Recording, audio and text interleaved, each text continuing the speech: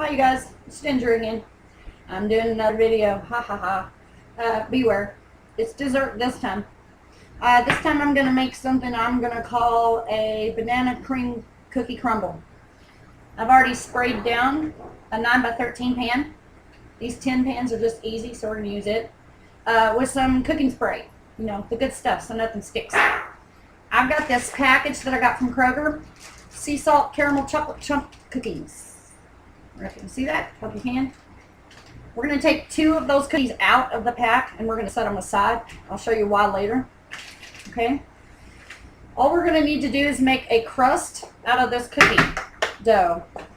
So what I suggest is taking each one and just kind of pressing it into the pan like so. Okay, we're going to press it down in. Use your knuckles, it's just easier that way. These cookies are kind of hard. If you want to let the cookie dough set out for a little bit, it'll get a little softer, but take note that it's going to get stickier too, so it's going to stick to your hands. A little trick, take your cooking spray that you sprayed the pan with, spray the top of your fingers. It just kind of helps a little tiny bit. Anyways, you're going to press all of this dough down into the bottom of your pan, and we're going to make like a cookie cake kind of crust for the bottom. And it doesn't really matter how pretty it is, it's all going to get covered up anyways. This is kind of a lot of work, but it's okay. Hopefully it's going to be worth it in the end. We're going to keep pressing until the bottom is completely covered with this cookie dough. This is how you'll get your workout. We call this a cookout workout. Anyways, we're making a crust. Bear with me. This ought to be really good. The caramel is already salted in these cookies. There's already chocolate chunks in there. Who doesn't love caramel, chocolate, and bananas? I do. I love anything with chocolate, anything with caramel, anything with bananas. So, why not, right?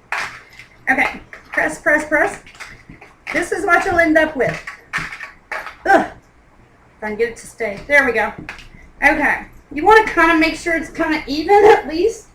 Just so that you don't have, you know, real thin parts at one side, real thick parts at another. There we go. There's the bottom. Cookies pressed into the bottom of the pan that's already been sprayed with pan. We're going to take this and put it in the oven at 350. Oh, I'd say for about 10 to 12 minutes. We don't want it to cook it, you know, till it's crisp like a cookie. Because we don't want it to kind of stay kind of soft. So we're going to just cook it until it's done. How about that? Alright, I'm going to take this over and put it in the oven, 10 to 12 minutes, like I said, and we'll be right back. While that is in the oven, making your crust for your pie, remember the 2 cookies I told you to take out of the package? We're going to take these as they are, put them on a tiny little cooking baking cookie sheet. We're going to put those in the oven to cook as a regular cookie, and let these 2 cook up and do its thing. Again, we'll be right back. Hi guys, I'm back. We have baked off our cookies. Listen, I mentioned earlier about baking off the crust, the cookie crust, for 12 minutes or so. Remember that every oven heats differently. Mine apparently heats very slow. What should have taken 12 minutes or so to cook took me almost 20 minutes. So add a little bit of time, don't add any heat. Also, remember that I cooked off the 2 extra little cookies at the same time. Make sure that when you cook those 2 cookies, that they're cooked off just a little bit longer than the crust so that they have a chance to get a little crispier than what you want the crust to be soft. Now, while that, you know, let me show it to you. Here's what your crust is going to look like when you're done making it. I don't know if you can see that, what difference it makes. I'm setting mine in the freezer to make sure it's extra cooled off because we don't want to pour anything on top of here that's going to heat up and, well, basically mess up the integrity of the pie. So I'm going to stick this back in the freezer and we're going to get started on our topping for that. First thing we're going to do is chop up a couple of bananas. Okay, got our handy dandy little plastic cutting board and a knife. We're going to start with 2. I'm not really sure how many it's going to take. Cut the ends off. Small trick. 1 line here, 1 line here. Peel the top off so that you leave like the banana in kind of a little boat, okay, of its whatever you call that. So when you cut it on top of its vine in these little strips. Runaway bananas, come back here. We're just, like I said, going to slice this banana up into pieces, slices, whatever you want to call it. Dump the boat. There you go. We're going to do it again to the other banana. One side. Leave it open. Get to slice. And you know, this is a 9 by 13 pan. So I think I'm going to chop up another banana just to have to keep from doing it later. Or slice. Not chop, sorry. There we go. We've got a big pile of banana slices here. And like I said, better looking at them, having too many, than looking forward for them and not having enough. So again, slice off the end, make a cut, peel off the top, and then start to slice. I don't really know why I do it this way. I was a waitress a long time ago, and that's kind of how we did it, to save having to have a cutting board all the time, I guess. All right, there's 3 bananas. That probably ought to should do it. We'll set these out of the way, and we'll go get our crust and start layering up things. Okay, crust feels nice and cool to the top and to the bottom. We're going to start laying a layer of bananas on top of the cookies. We're going to cover the crust. Let's call it a crust. That's what it is now. And we're just going to make a whole layer of nicely sliced. Why can't I get that right, huh? Sliced, diced, chopped. Just some bananas. If you want to chop them, chop them. If you want to make banana mush and cover it, do that too if you want. It's your pie. Do it how you want to. Just get the bananas on top of the cookies. I'm going to try to cover most of the spots. I'm glad I cut up 3 because 2 would not have been enough. Now then, spread them all out. Make sure they're somewhat even, not piled on top of each other. Again, we're making this a couple different layers to go on top, so we don't want it piled up quite too high. And look at that. 3 bananas. Absolutely perfect.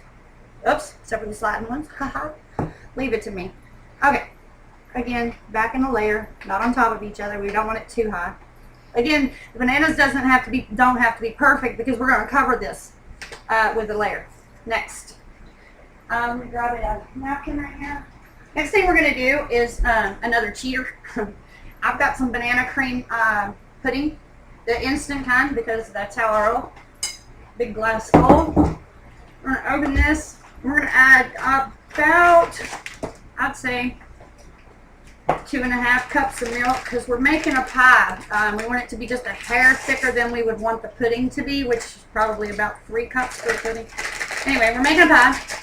I'm going to grab 2.5 cups of really cold milk out of the fridge. I put it in the fridge. You always want your milk when you're making any kind of pudding or cream or anything like this to be kind of cold so that it sets correctly. So there's 2 cups.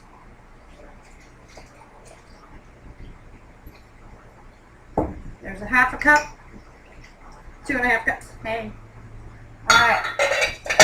You can use a electric mixer or even a stand mixer if you want. Personally, they make a lot of noise, and they use a lot of extra dishes. So I'm going to give this a really good whisking, just to make sure all the lumps are out. Whisk, whisk, whisk, whisk, whisk, whisk. There you go. You want to do this really for a minute or 2 until it just starts to thicken up, just a little tiny bit. And there we go. Now, it's still going to look super thin at this point, but this too needs to set.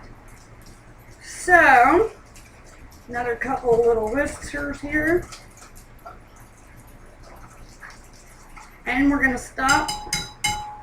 I'm going to give this just a small shake on the table like so in order to get out all the extra, air bubbles. And then I'm going to take and set this in the fridge so it can set up, I can say about 5 or 10 minutes, and we'll be, well, right back. Hey guys, I'm back. We've let our pudding set in the fridge until it gets about like so. You don't want it to thicken all the way up because it'll make it a little bit hard to spread and it probably won't be that pretty. Okay, we're going to go back to this tray here of bananas and cookies. We're going to take this pudding and we're going to pour it all over the top of our bananas, and make sure that you cover all of your bananas, or later when you slice some people off some pieces of this awesome pie, your bananas, any of them that are showing, they'll deoxidize, I guess that's the word. They kind of turn black. Doesn't make them any less tasty, just less attractive. So we're going to spread this pudding on top of the bananas. And a nice little layer there. Again, it doesn't have to be perfect because there's still another layer or so, give or take. My mind kind of changes sometimes as I go. I add some stuff, I take some stuff away. I change my mind a lot. Anyways, the bananas are covered. Pudding layer on. Okay, there we go. Pudding layer on top of bananas on top of cookie. Now, I've got some Cool Whip. Remember, don't use frozen Cool Whip. Frozen Cool Whip will not spread no matter how hard you try. This has been in the fridge overnight. Should be nice and soft and easy. We're going to put this, if I can get it open, right on top of the pudding layer. Easiest way I guess to do that is give it a little this and that. And dollop. Dollop, dollop. Not really dollop, but why not use the word? It's a cool word. In fact, let's use like a lot of this. This is the largest size Cool Whip. You don't love Cool Whip, right? See the pile? Boom. It's kind of a lot. I don't know if you can see in this light. I'm going to flick the light on here just to make sure. Hey, guess what? I'm back. We're going to spread out this Cool Whip with an offset spatula. It just makes it kind of easier on top of the pudding layer. Now, this is where I try to get a little bit prettier as I go. Again, just like the pudding, make sure you cover everything edge to edge. We don't want nothing kind of to change the glamorous part of the pie, and that would be the looks. I definitely eat with my eyes and my nose before I do my mouth. If it doesn't look good, it probably won't taste good. Not to me anyway. And if it doesn't smell good, you can ask my brother. Him or I, neither one will put it nowhere near our fork, our spoon, or our mouths. So, Cool Whip. Just enough to, to take it maybe a 1/4 inch from the rim. There you go. But again, the light's bright. Don't know if you can see it, but there it is. With that being said, boom. We're going to add our toppings. Remember earlier that I set aside 2 cookies out of the batch and I baked them just a hair longer than I did the crust to make them crispy, crunchy, however you want to call it. I chopped those up. They're right here in this plate. But I want them to be more fine than chunks. So I've decided to put them into my little processor here. And we're going to give it just a couple pulses.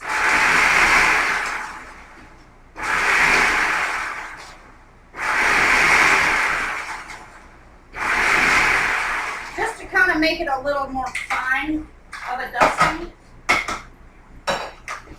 Alright. Now, first things first, I'm going to use my hands just because it's a little easier. And there's still a couple of big crunchy pieces on top. The caramel will get a little crunchier. So you're going to try to hope not to leave big chunks of the caramel part of the cookie in there because they get kind of hard when they cool off. That's why you want it as small as possible because you don't want nobody to get the crunchy piece of caramel cookie and break a tooth or something. Alright, there we go. We're going to sprinkle this on top of the Cool Whip. Kind of crunching it up some more as we go. You can use as little or as much of this as you would like to cover it with. Personally, I like a lot of everything when it comes to sweets. So, I'm going to go edge to edge all around the corners. And this is about all of the cookie crumbs I'm going to use. because I'm going to add some more stuff just because, well, that too is how I roll. Now, James, if you would please aim down what shows like so far.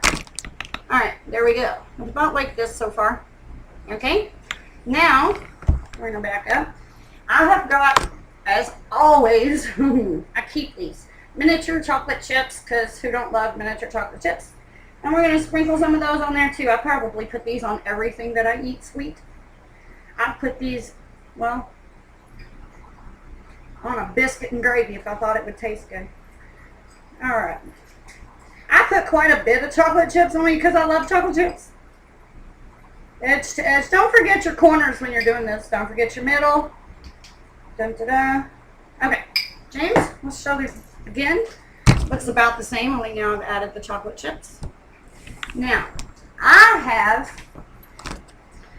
my best friend brought me this for, I don't really remember what it was for actually. It was for something we were going to make and eat one night. But it's some Ghirardelli caramel chocolate sauce, or caramel sauce, not chocolate. Anyway, it's awesome. We're going to make some little designs on the top. We're going to start in one corner, just because, again, who don't love caramel and chocolate? There it goes. I was just about to say maybe not. Back and forth one way. Then I'm going to flip it around. And we're going to back and forth it the other way. Because I love caramel. And I can do what I want. So can you. If you want to omit any of the items that you're seeing me work with today, feel free. It's your pie. Do it the way you want to. Personally, me, the more the better. Here is your end result. This is what I call a banana cookie. Oh, banana caramel cookie crumble. James, thanks a lot for your help today, buddy. James is doing my camera. Hopefully we do. There he is. You sweet and gorgeous thing. You're almost as sweet and pretty as this pie.